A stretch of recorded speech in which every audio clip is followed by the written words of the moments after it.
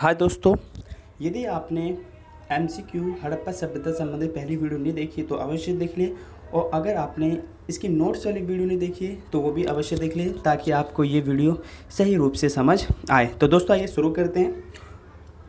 तो क्वेश्चन हमारे सामने है, हड़प्पा सभ्यता के बाटों के ऊपरी मापदंड निम्न प्रणाली का अनुसरण करते थे।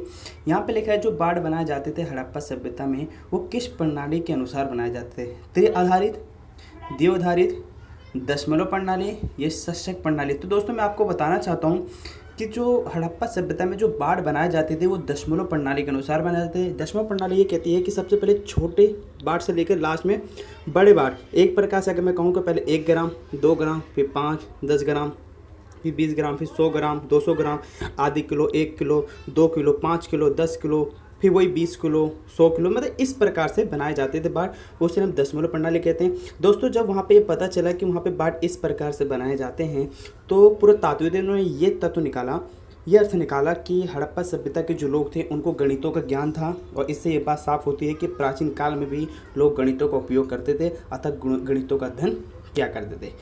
अगला जो क्वेश्चन है आपके सामने दोस्तों वो ये है, हड़प्पा सभ्यता का पूरा स्थल नहीं है। पूरा का मतलब पुराना, स्थल आप जानते ही हैं। बनावली, धोलावीरा, कालीबंगन, इनमें से कोई नहीं।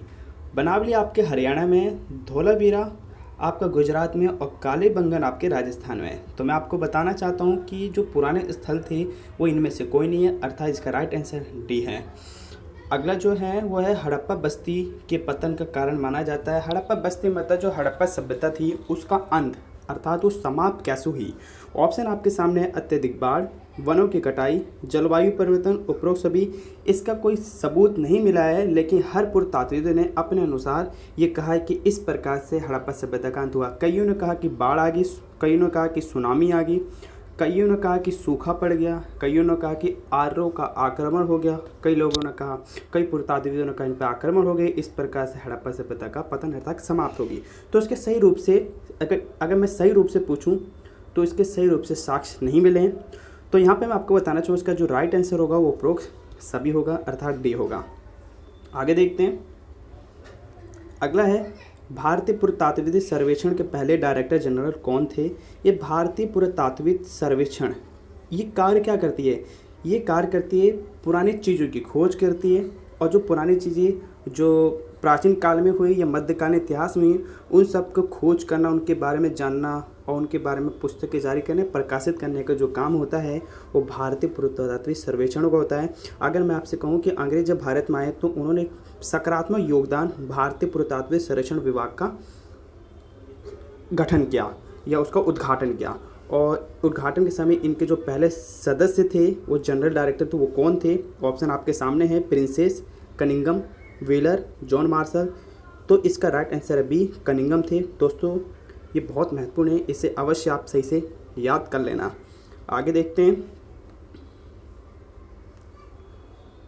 सिंधु घाटी एक नवीन सभ्यता की खोज की घोषणा की गई। तो जो सिंधु घाटी में एक नवीन सभ्यता की खोज की गई वो कौन से सन में की गई। ऑप्शन है 1924, 1924, 1902, अगला 1928, 1928 या 1920। तो खोज की घोषणा, वैसे तो सिंधु घाटी में जो हड़प्पा सभ्यता थी उसकी खोज 1921 1921 में कर दी गई, जबकि मोहनजोदड़ो की 1992 एक साल बाद 1922 में कर दी गई। लेकिन इसकी जो घोषणा की गई थी नवीन सभ्यता सिंधु घाटी वाली वो 1924 में की गई थी, इसलिए इसका राइट आंसर फर्स्ट है।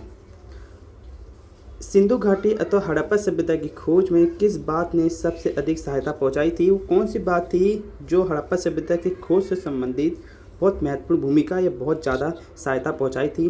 तो थी मोहरों पर उत्कीर्ण एक विशिष्ट लिपि की चिन्ह, मोहरों पर सामान्य रूप से बने जानवर के चित्र, सेलखड़ी के हड़प्पा कालीन मोहरे, उपरोक्त सभी। तो वहाँ पे मोहरे बनाई जाती थी। और आपको पता है कि मोहरों का इस्तेमाल किस लिए किया जाता था, ये मैंने नोट्स वाली वीडियो में आपको बता रखा है। अगर आपने नहीं देखा है तो अवश्य उस वीडियो को देखें। तो ये जो मोहरे थे इस पर कई विशेष लिपियाँ लिखी गई थी, उसके चिन्ह थे। मोहरे पे कई जानवर बनाए गए थे और जो मोहरे थी वो सेलखड़ी पत्थर से बनाई गई थी। तो इन सभी ने ही हड़प्पा सभ्यता की खोज से संबंधित महत्वपूर्ण भूमिका निभाई थी, इसलिए इसका राइट आंसर डी है। आगे जो है वह निम्न में से किसकी पूजा हड़प्पा सभ्यता में नहीं होती थी? इंद्र भगवान की, ये आद्य शिव की, या प्रकृति, ये मातृ देवी। तो मैं आपको बताना चाहता हूँ कि प्रकृति की तो वो पूजा करते थे, नीम, पीपल, भूमि, आकाश, बादल, इन सब की पूजा करते थे। वहाँ पे शिव की शिवलिंग के रूप में पूजा करते थे। मातृ देवी की तो वहाँ पे मूर्ति मिली है, लेकिन इंद्र भगवान से संबंधित कोई भी साक्ष्य नहीं मिले, इसलिए हम इसका राइट आंसर ए लगाएंगे। मोहनजोदड़ो और हड़प्पा सभ्यता की खोज की गई है। मोहनजोदड़ो और हड़प्पा सभ्यता ये दोनों ही स्थान पाकिस्तान में पड़ते हैं, और इसकी जो खोज की गई वो काल क्या था? ऑप्शन है 1918 से 20, 1921 से 22, 1922 से 24, या 1929 से 26, अर्थात ये पीछे आगे हो गया 1926 से 29। तो इसका जो राइट आंसर होगा वो 1921 से 22 के बीच में मोहनजोदड़ो हड़प्पा की खोज हुई।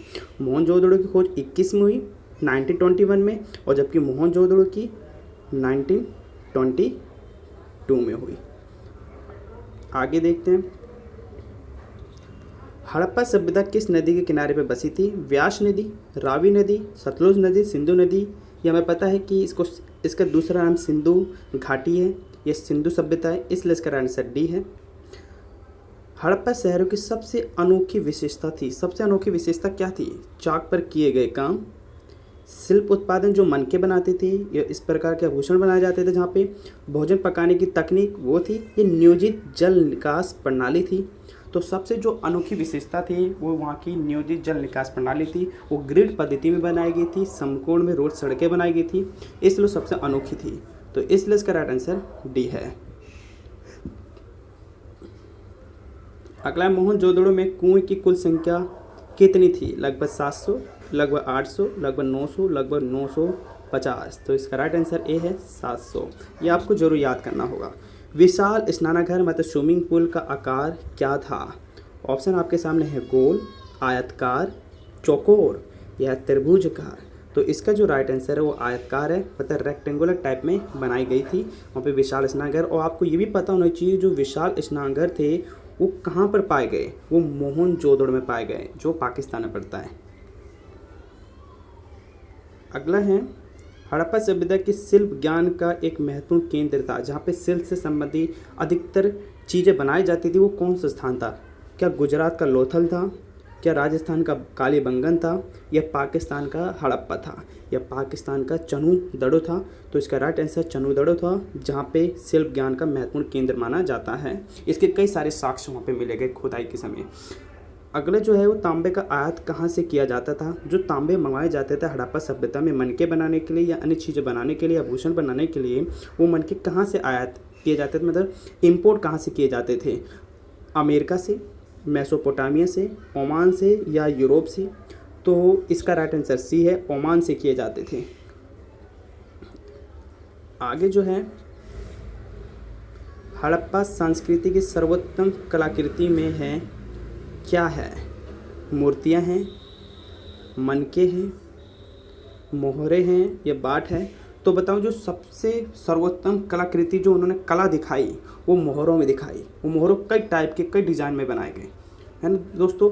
तो मोहरों को कई अच्छी प्रकार से बनाया गया था, वो सर्वोत्तम कलाकृति थी, इसलिए इसका आंसर सी है। हड़प्पा लिपि किस प्रकार की थी? वर्णनात्मक थी, चित्र लेखात्मक थी, ये चित्र लेखात्मक नहीं थी, ये ऊपर से नीचे की ओर थी? तो मैं आपको बता दूं, ये मैंने आपको नोट्स वाली वीडियो में बता रखा है, चित्र लेखात्मक थी। तो इसलिए राइट आंसर इसका बी है। आगे देखते हैं, निम्नलिखित में से कौन सा हड़प्पा सभ्यता एक नियोजित शहरी केंद्र था? नियोजित मतलब सही रूप से व्यवस्थित था, वो कौन सा शहर था? पटना था, वैशाली था, मोहनजोदड़ो था, ये पेशावर था? तो मैं आपको बताना चाहता हूँ कि वो मोहनजोदड़ो था, जो नियोजित रूप था, और वो शहरी केंद्र था, शहरी केंद्र था। आगे देखते हैं, आगपी का सबसे पुराना नमूना कब मिला? 1853 में, 1853 में, ये 1854 में, तो इसके एक साल बाद, ये 1857 1857 में, ये 1957 1957 में। तो मैं आपको बताऊं कि हड़प्पा सभ्यता का जो सबसे पुराना जो नमूना मिला वो 1853 में मिला।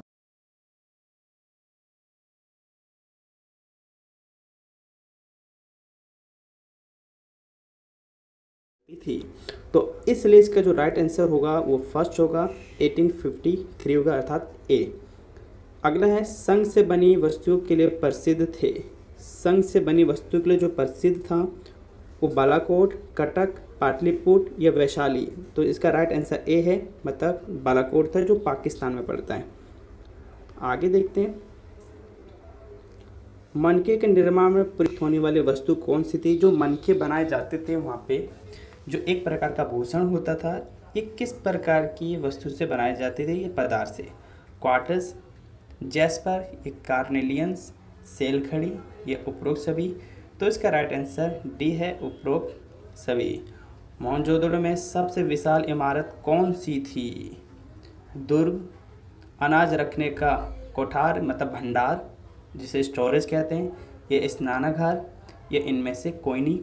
तो मैं आपको बताऊं कि अनाज रखने का जो स्टोर रूम था वो सबसे बड़ा था मोहनजोदड़ो में, इसलिए इसका राइट आंसर बी है। आगे देखते हैं, अब आपके सामने ये मिलान चिन्ह है, यहाँ पे कॉलम ए को कॉलम बी से मिलाना है। तो देखो, जो विशाल स्नान घर थे ये मोहनजोदड़ो में मिले, और हड़प्पा सभ्यता में तांबे का जो स्रोत था, मतलब कहाँ से मंगाया जाता था, वो ए मतलब खेतड़ी राजस्थान से मंगाया जाता था। हड़प्पा सभ्यता की मानदंड प्रणाली मतलब जो तोलने की प्रणाली थी, मतलब बाट की प्रणाली, वो दशमलव प्रणाली पर आधारित थी, ये मैंने आपको बताया था पीछे। आगे भारतीय पुरातत्व सर्वेक्षण के जो आयोग के जो डायरेक्टर जनरल थे वो कनिंघम थे, अर्थात ई। और हड़प्पा सभ्यता की जो अनूठी विशेषता थी, सबसे अनूठी विशेषता थी, वहाँ की जल निकासी प्रणाली थी, अर्थात डी। तो दोस्तों उम्मीद करता हूँ ये आपको समझ आया होगा। आगे देखते हैं, ये दूसरा कॉलम है। अब इसमें क्या बताया गया है, इसमें भी हमें मिलान करना है। यहाँ पे मोहनजोदड़ो है। अब मोहनजोदड़ो है और मोहनजोदड़ो की जो सड़कें जो गलियाँ हैं, मैंने बताया था यहाँ पे देखना है। पहले देखो आपको क्या आता है, इनमें से कौन कौन से आते हैं, जो सबसे पहले आते हैं उसे मिलान करो। जैसे हड़प्पा की बाट प्रणाली, तो आपको पता है कि वहाँ की जो बाट प्रणाली तो दशमलव प्रणाली पर आधारित थी, तो आपको पता चल गया ए का तो सी हो गया, है ना। मोहनजोदड़ो में जलाशय में ईंटों को जमाने के लिए वहाँ पे जिप्सम होता है कि गारे का प्रयोग होता था, मतलब ये एक प्रकार से सीमेंट का काम करती थी। ये ईंट के बीच में जो होती थी, ईंट एक के ऊपर ईंट को जमा देती थी, इसलिए पांचवे का हो जाएगा बी। जिप्सम के गारे का प्रयोग जलबद्ध करने के लिए किया गया। आगे है, मोहनजोदड़ो की जो सड़कें थी वो ग्रिड पद्धति में बनाई गई थी, एक टाइप के मैंने बताया था आपको समकोण में बनाई गई थी, है ना। और मोहनजोदड़ो अब जो बचा वो क्या बचा, एक तो हमारा फ्रांस बचा, जो इसका आ जाएगा हड़प्पा सभ्यता में विलासिकता का प्रतीक थी। विलासिकता का मतलब होता है दोस्तों जो महंगी वस्तु आप कह सकते हो, है ना, जो अनिवार्य नहीं है। और मोहनजोदड़ो जो था वो विकसित नगर नियोजन था, तो इसका आंसर है डी। तो दोस्तों उम्मीद करता हूँ ये आपको समझ आया होगा। तो दोस्तों इस वीडियो में इतनी, मिलते हैं अगली MCQ वीडियो में। वीडियो को देखने के लिए